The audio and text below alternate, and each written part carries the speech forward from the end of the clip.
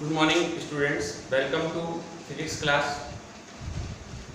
यह video 11th Hindi medium वाले बच्चों के लिए। जैसा कि आपको पता है कि हम आपको न्यूमेरिकल प्रॉब्लम्स करा रहे थे और हमने काफ़ी सारी करा भी दी हैं आपको, जिसमें हमने वो भी आपको करा दी जो दोबारा करा दी, मतलब पहले करा चुके थे। हमने 2.9 तक कल आपको करा दिया था। आज 2.10 देखिए।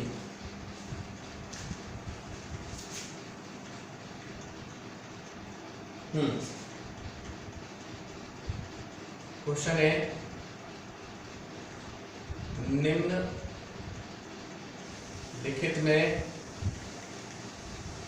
निम्नलिखित में सार्थक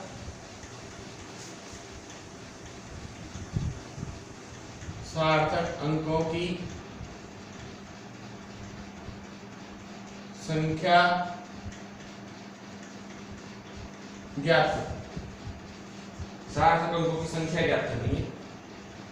पहला है 0.007 मीटर स्क्वायर। शायद हो सकता है मैंने पहले करा दिया हो, पर कोई बात नहीं, आप रिपीट कर लेना, क्योंकि न्यूमेरिकल में हो सकता है कुछ बच्चों को ध्यान हो या ना हो। अब तो यही पता रहेगा ना आपको कि हाँ सर ये वाला न्यूमेरिकल है। ये है 0.2370 ग्राम पर सेंटीमीटर क्यूब।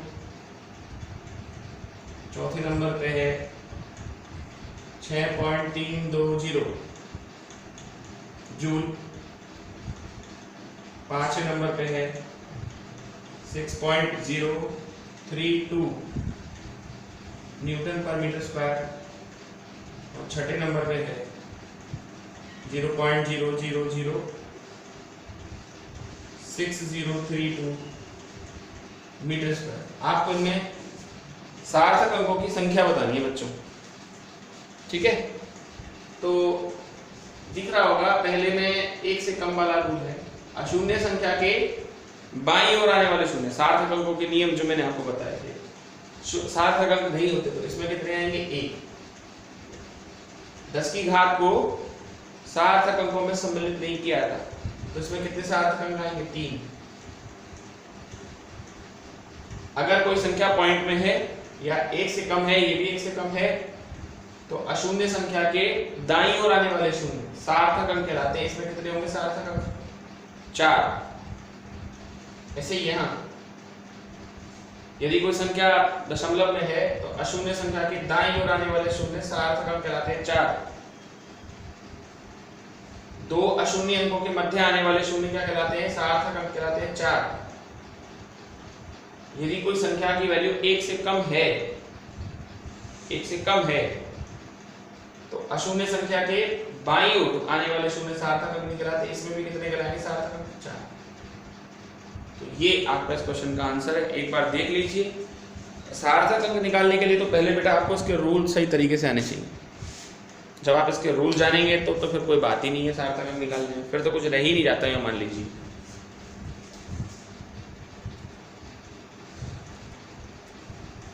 चलिए सर अगला कराते हैं हम आपको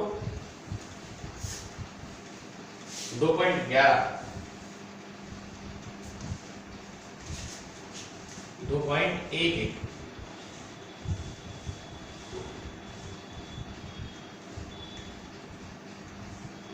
धातु की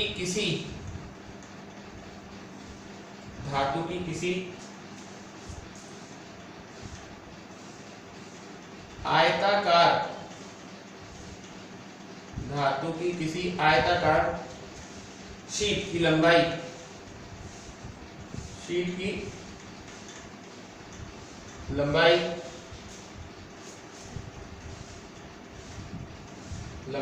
चौड़ाई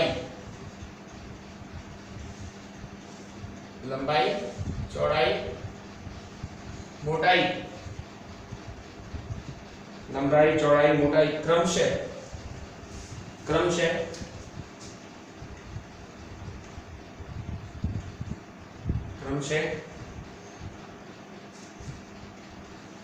4.234 मीटर,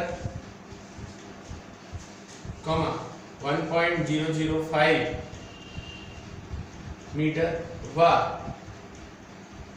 2.01 सेंटीमीटर है।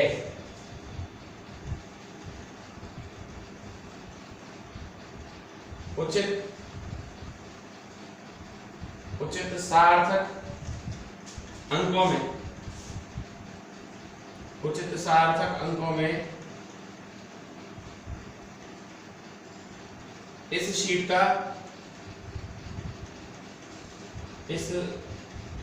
का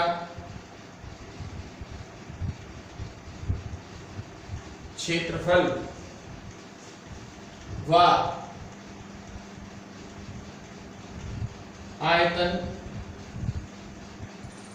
ज्ञात करो। अच्छा क्वेश्चन है बेटा, ये देखिए लंबाई कितनी दे रखी है आपको? 4.234 मीटर। चौड़ाई कितनी दे रखी है आपको? 1.005 मीटर। और ऊंचाई कितनी दे रखी है आपको? 2.01 सेंटीमीटर। तो पहले तो ये देखिए बेटा कि ऊपर के 2 मीटर में और ये सेंटीमीटर में, यानी इसको भी क्या बनाऊंगा? मीटर बनाऊंगा। 100 का भाग लगा 0.201 मीटर। ठीक है। अब उचित सार्थक अंक में इसका क्षेत्रफल और आयतन ज्ञात करना है। पहले मैं क्षेत्रफल बताता हूं। घनाभ हो गया एक तरह का। घनाभ का क्षेत्रफल होता है 2 लंबाई गुणा चौड़ाई प्लस चौड़ाई गुणा ऊंचाई प्लस ऊंचाई गुणा लंबाई। ये घनाभ का क्षेत्रफल। 2 लंबाई कितनी है? 4.234। चौड़ाई कितनी है? 1.005। फिर चौड़ाई कितनी है? 1.005 इंटू ऊंचाई 0.0201 प्लस ऊंचाई कितनी है? 0.0201 इंटू लंबाई 4.234। सामान्य सी बात है, बहुत बड़ी कैलकुलेशन है। तो आप चाहें तो कैलकुलेटर का इस्तेमाल करें, मैं भी करूंगा, क्योंकि देखिए समय व्यर्थ होगा और कुछ नहीं। तो आइए देखते हैं कैलकुलेटर की हेल्प से इसको क्या कर सकते हैं इसमें। तो सबसे पहले तो हम गुणा करेंगे 4.234 का और 1.05 का। 4.234 इंटू 1.005।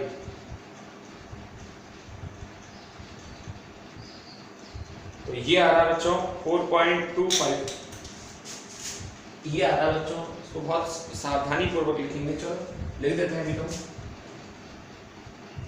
4.25517 plus 1.005 into 0.0201। ये आ रहा है 0.202005 प्लस 0.0201 इंटू 4.234। ये आ रहा है 0.08510 1034। तीनों को ऐड कर दो, आप तीनों को जोड़ दो। 4.25517 प्लस 0.02005 प्लस 0.0851034। ये आ रहा है बच्चों 2 इंटू 4.360479। अब इसका मल्टीप्लाई कर दो 2 से, तो हमारा आंसर आ रहा है 8.7209478। Metre square. लेकिन क्वेश्चन में बोल रहा है उचित सार्थक अंकों में, तो ये गुणा ही हुआ है एक तरह से। अब गुणा करने वाली राशि में सबसे कम सार्थक अंक देखो, तो सबसे कम सार्थक अंक बेटा इसमें ही है, कितने 3, कितने 3, तो आपका आंसर 3 सार्थक अंकों में है। यानी कि अगर मैं कहूं, देखिए आप कहेंगे सर क्या सिखा रहे हो, ये तो हमको आता है, तो मैं कब मना कर रहा हूँ सर आपको नहीं आता, ये तो आपको आता ही है, लेकिन बात यहाँ पर चल रही है उचित सार्थक अंकों की। तो मैंने आपको बताया था यदि किसी भौतिक राशि का गुणा किया जाए या फिर क्या किया जाए, उनका भाग किया जाए, तो भौतिक राशि के में उतने ही सार्थक अंक होने चाहिए जितने गुणा और भाग करने वाली राशि में न्यूनतम हैं। तो इसका आंसर आएगा 8.72, 3 सार्थक अंक चाहिए, 8.72 मीटर स्क्वायर। ये तो इसका होगा भाई साहब क्या, क्षेत्र। और इसके बाद अगला है आपका आयतन। आयतन हम जानते हैं लंबाई गुणा चौड़ाई गुणा ऊंचाई, लंबाई गुणा चौड़ाई गुणा ऊंचाई, ये आपका आयतन होगा। तो आयतन निकालने के लिए बहुत आसान है, तीनों का गुणा ही करना है अपन को, है ना। तो यहाँ एक बार लिख देते हैं 4.234 इंटू 1.005 और ऊंचाई में है 0.0201। 4.234 इंटू 1.005 इंटू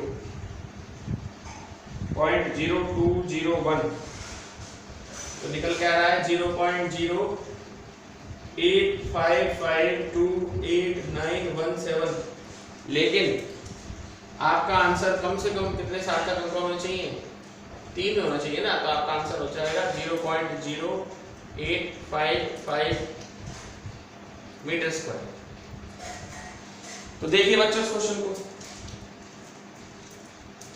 मम्मी टंकी भर गई है, मम्मी टंकी भर गई है, मम्मी।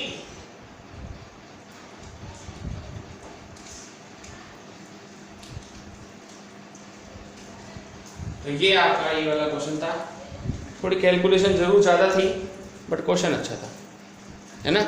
तो इस तरह के क्वेश्चन बेटा आते हैं पेपर में, आते क्या है, हम करा ही रहे इस तरह के क्वेश्चन आपको। तो ये क्वेश्चन देखिए आप बहुत अच्छी तरीके से देखना।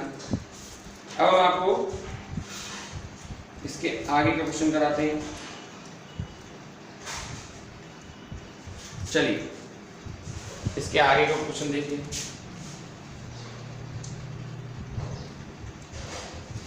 और वो क्वेश्चन नंबर आपका है, ये था आपका कौन सा 11वां, और वो आपका है कौन सा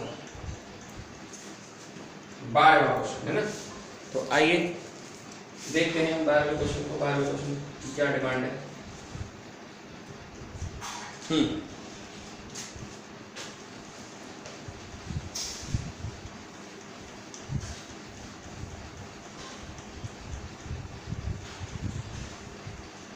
चलिए 12 क्वेश्चन बताते हैं आपको कैसे था।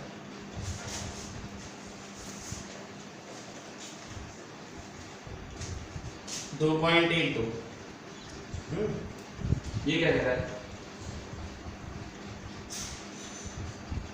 पंसारी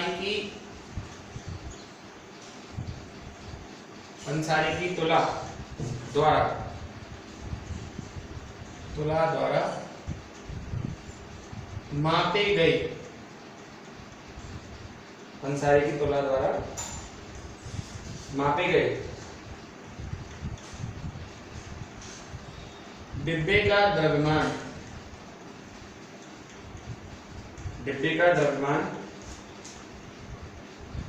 पंसारी की तुला द्वारा मापे गए डिब्बे का द्रव्यमान 2.300 किलोग्राम है।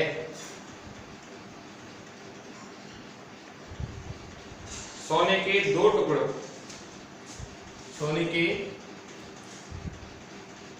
2 टुकड़े, सोने के 2 टुकड़े जिनके द्रव्यमान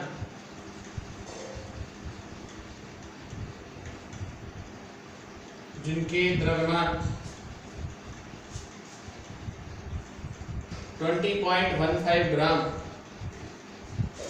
व 20.17 ग्राम है।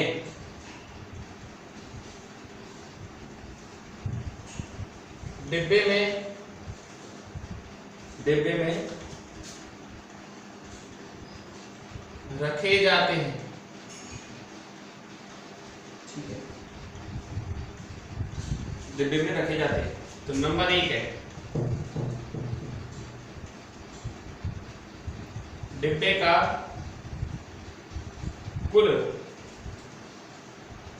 का कुल द्रव्यमान कितना है। सबसे पहले तो आपको ये बताना। नंबर 2 उचित सार्थक अंकों तक द्रव्यमानों का अंतर। उचित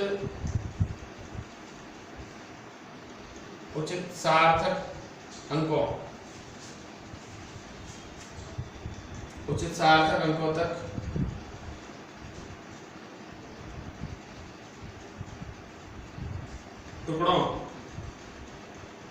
टुकड़ों के द्रव्यमान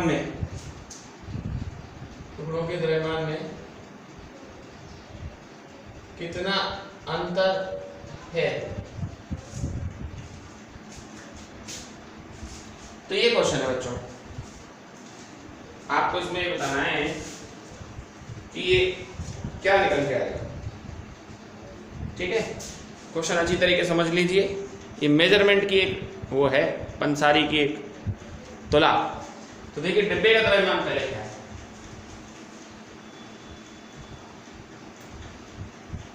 डिब्बे का द्रव्यमान, कुल द्रव्यमान पूछा, ध्यान रखना, 2.300 किलोग्राम।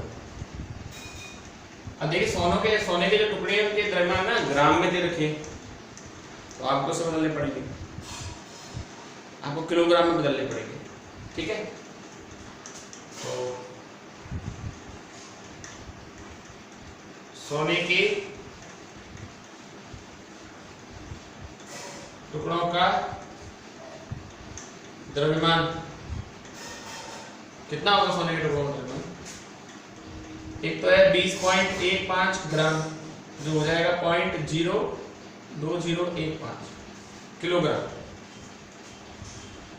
और दूसरा है आपका 20.17 ग्राम, जो हो जाएगा 0.2017 किलोग्राम। तो कुल द्रव्यमान कितना होगा।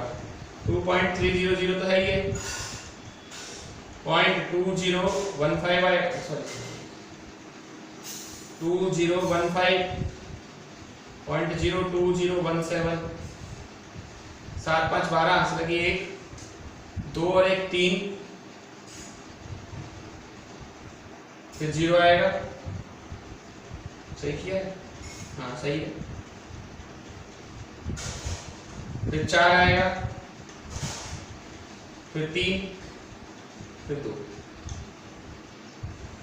तो आंसर तो ये आया किलोग्राम में, लेकिन आपको उचित सार्थक अंकों में लिखना। तो आपने यहाँ ना तो गुणा किया, ना ही आपने भाग लगाया, आपने तो सिंपली ऐड किया।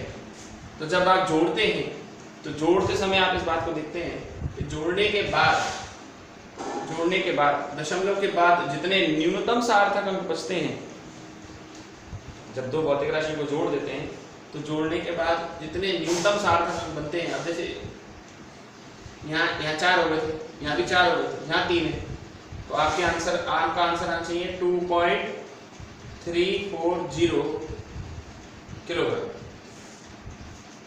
बुक में शायद इसका आंसर बच्चों गलत है ना। बुक में खाली 2.3 लिखा है, जबकि मैंने कहा ना बुक में इसका आंसर थोड़ा सा मुझे गलत लगता है। इसका आंसर 2.302 आना चाहिए। दूसरा हिस्सा क्या है इसका, दूसरा पार्ट ये है कि उचित सार्थक अंकों के टुकड़ों तक इनका द्रव्यमान का अंतर ज्ञात करना है। तो आप अंतर ज्ञात कीजिए।